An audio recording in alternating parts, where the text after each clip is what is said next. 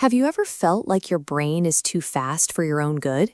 You see every potential failure, every alternative route, and every possible outcome before you even take a single step.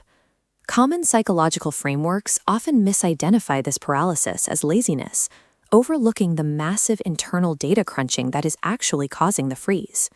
This is the intelligence trap, an efficiency paradox where the drive to map out an absolute perfect path results in zero actual execution. In this state, a high IQ functions as a bottleneck, stalling progress through the sheer volume of variables it tries to account for. Escaping this cycle requires shifting the brain's role, moving away from a master planner and toward a simple execution tool. Because a highly analytical brain is built to solve complex equations, it inherently rejects simple, straightforward steps.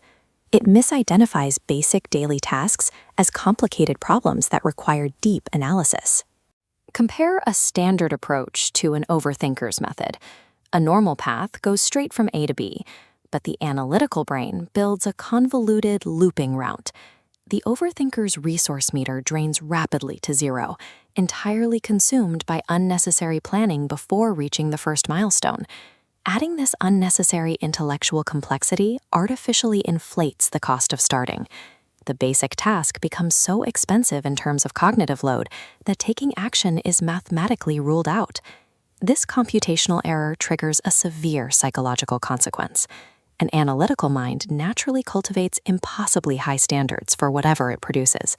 If the brain cannot mathematically guarantee that the final output will be a flawless masterpiece, it initiates a total freeze response, refusing to start at all.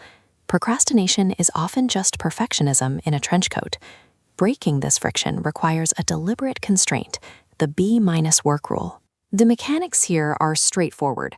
You explicitly grant your brain permission to produce mediocre, good enough output, with the single goal of shattering that initial freeze.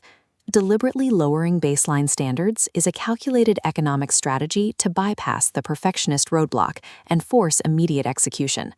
The profound exhaustion often felt during procrastination is a physical response to simulating the entire project timeline before the first step is even taken.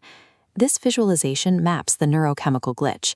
Planning a task produces a massive artificial dopamine spike, but advancing into the execution phase, the dopamine levels completely flatlined. That initial spike tricked the nervous system into experiencing completion, leaving the tank totally empty for actual work. The intense desire to mentally optimize the actual work completely consumes the physical energy required to perform it.